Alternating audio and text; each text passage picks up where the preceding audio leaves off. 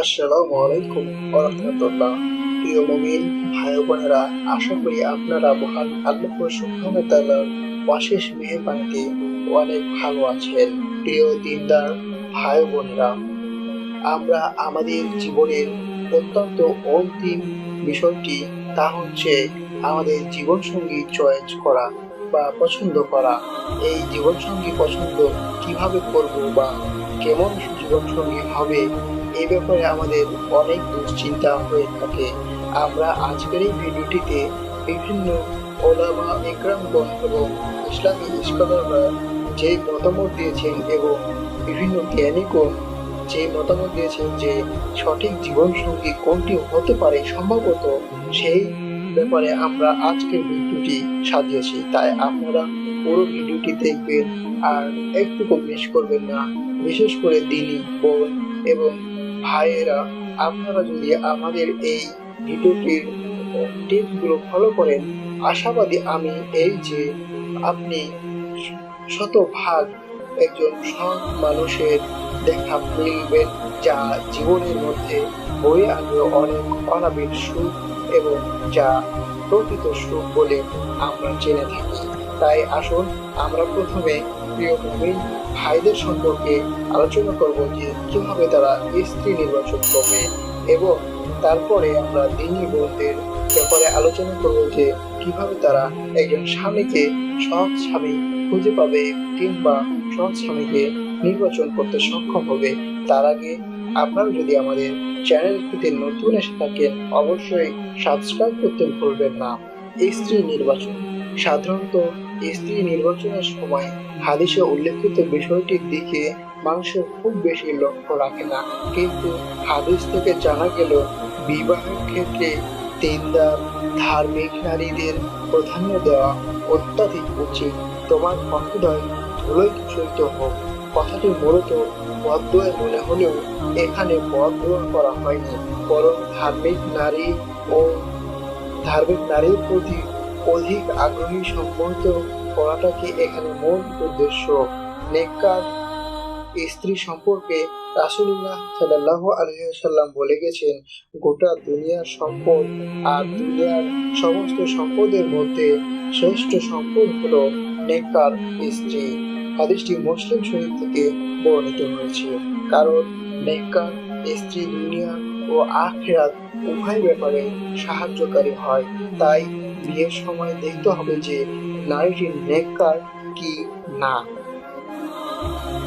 এছাড়া রাসূলুল্লাহ সাল্লাল্লাহু আলাইহি ওয়াসাল্লাম বলেছেন, তোমরা বিয়ে করো অতি সোহাগিনী ও অধিক সন্তান প্রসবকারিণী নারীকে, কেননা আমি তোমাদের অধিক সম্পদ দ্বারা আমার উম্মতের উপর গর্ব করব।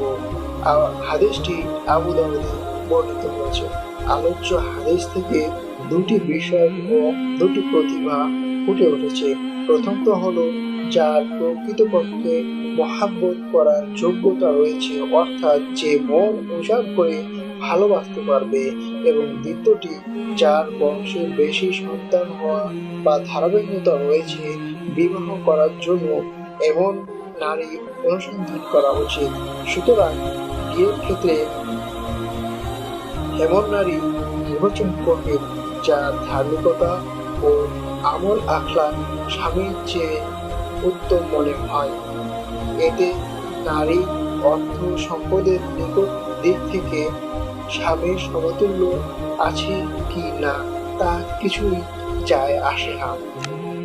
এবার চলুন প্রিয় দিনী বোনরা কিভাবে তাদের স্বামীকে নির্বাচন করবে এবং কি কি গুণ থাকলে তাদের মনের মতো স্বামী হবে এবং যার কারণে তিনি উপকৃত লাভ করবে এবং পারিবারিক জীবনে তার শান্তি নেমে আসবে।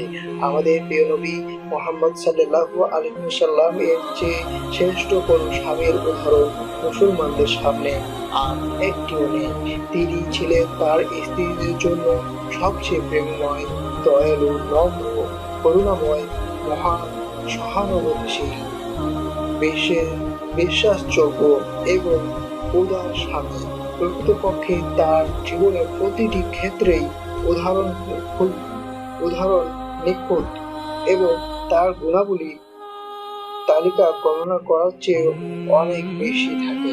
তাই একজন স্বামীর উত্তম স্বামী নির্বাচন করা হিসেবে রাসূলুল্লাহ সাল্লাল্লাহু আলাইহি ওয়াসাল্লাম হবেন উত্তম আদর্শ। তার স্ত্রী নির্বাচনের ক্ষেত্রে আদর্শ কি হবে সে সম্পর্কে স্পষ্ট দিক নির্দেশনা রাসূল সাল্লাল্লাহু আলাইহি ওয়াসাল্লাম প্রদান করেছেন।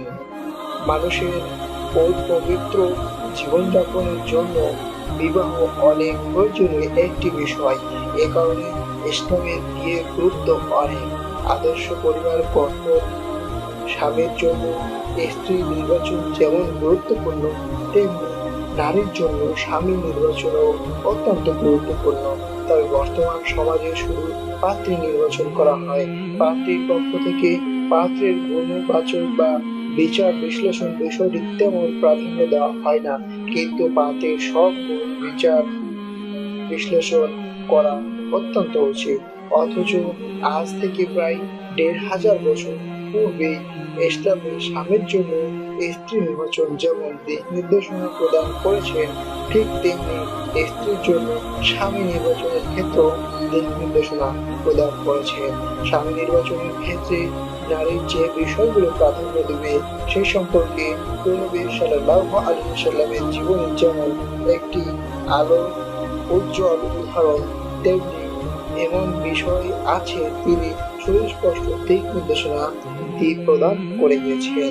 রাসূলুল্লাহ সাল্লাল্লাহু আলাইহি ওয়াসাল্লাম নারীদের জন্য গ্রহণযোগ্য স্বামী নির্বাচনের জন্য সুস্পষ্ট মানদণ্ড নির্ধারণ করে বলেছেন, যখন তোমাদের নিকট এমন কোন ব্যক্তির পক্ষ থেকে বিয়ের প্রস্তাব নিয়ে আসা হয় যার চরিত্র দিনদারিতা তোমার সন্তুষ্ট থাকতে পারো, তবে তোমরা তার সাথে বিয়ের ব্যবস্থা করে দাও। যদি তোমরা তা না করো তবে পৃথিবীর মধ্যে বিপর্যয় ডেকে আনবে এবং ব্যাপক বিশৃঙ্খলা সৃষ্টির কারণ হয়ে দাঁড়াবে। হাদীসটি তিরমিজি ও ইবনে মাজাহ উভয় শরীফে বর্ণিত হয়েছে। সুতরাং এই হাদীস থেকে পারিবারিক শান্তি বিচারযোগ্য স্বামী নির্বাচন করা মানদণ্ড ৩টি হিসেবে বিবেচিত হয়েছে, যার দিন তার মধ্যে অন্যতম হচ্ছে দিনদারি কেমন, সে কি চরিত্রবান কি না, সে আলোকবান বিবেকবান সম্পূর্ণ কি না। হাদীসের নির্দেশনা অনুযায়ী যখন কোনো ব্যক্তির মাঝে এই ৩টি বৈশিষ্ট্য দেখা যাবে বা পাওয়া যাবে, তখনই ওই পাত্রী ওই ব্যক্তিকে স্বামী হিসেবে স্বতঃস্ফূর্তভাবে গ্রহণ করতে পারবে।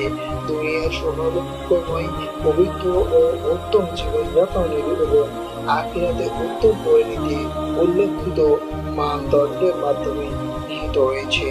কোনো ব্যক্তির মাঝে যদি দিনের পূজা না থাকে, তাহলে সৎ চরিত্রবান না হয়, বিবেক বুদ্ধি সম্পন্ন না হয়, তবে সে তার স্ত্রীর প্রতি সুবিচার করতে পারে না। আর এক্ষেত্রে দাম্পত্য জীবনে অশান্তি ও বিপর্যয় নেমে আসাটাই খুবই স্বাভাবিক বিষয়। তবে অতএব জীবন সঙ্গী হিসেবে জীবন সঙ্গী নির্বাচন করার বিষয়গুলো অত্যন্ত গুরুত্ব এবং জরুরির সাথে আমাদের মেনে চলতেই হবে। অন্যথায় আমাদের সংসারে নেমে আসবে অশান্তি এবং অবমাননা। দেখা যাবে যে একজন স্বামী তার স্ত্রীকে বুঝতেছে না, কিংবা একজন স্ত্রী তার স্বামীকেও ঠিক মতো বুঝতেছে না। শুরু হচ্ছে তাদের মাঝে অনেক অবিবাদিত এবং অমীমাংসিত অনেক কিছুই, যেটা মাধ্যমে নেমে আসবে মানসিকভাবে পরিবারের বিপর্যয়। আর পারিবারিক বিপর্যয় থেকে শুরু হবে বড় ধরনের বিপর্যয়, যেখান থেকে শুরু হতে পারে স্বামী স্ত্রী যে মূল গন্তব্য অর্থাৎ মূল আকাঙ্ক্ষা সেটি ভেঙে গিয়ে হতে পারে তাদের মধ্যে ছাড়াছাড়ি।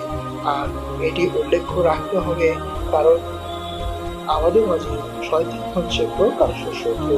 তারা চাইবেই মূলত একজন মুমিনকে কিভাবে তার সংসার থেকে বের করে রাখবে, যেতে করে তার সংসারে শান্তি না আসে আর যাতে করে তার সংসারে সন্তানাদিগুলো হয়। শয়তানের প্ররোচনায় বড়, তাই তা শয়তান তো আমাদের প্রকাশ্য শত্রু। আর এ ব্যাপারে একটি কথাই বলা যায় যে মহান আল্লাহ সুবহানাহু ওয়া তাআলাই হচ্ছেন আমাদের একমাত্র ভরসা। তিনিই পারেন আমাদেরকে সঠিক কিছু এনে দিতে। আর আমাদের এই ভিডিওটির মাধ্যমে আমরা চেষ্টা করলাম আপনাদের সামনে তুলে ধরার সেই স্ত্রী এবং স্বামীর ভালো গুণগুলো, যার মাধ্যমে আপনারা উপকৃত হতে পারেন। ভিডিওটি শেষ পর্যন্ত দেখার জন্য আপনাদেরকে অশেষ ধন্যবাদ।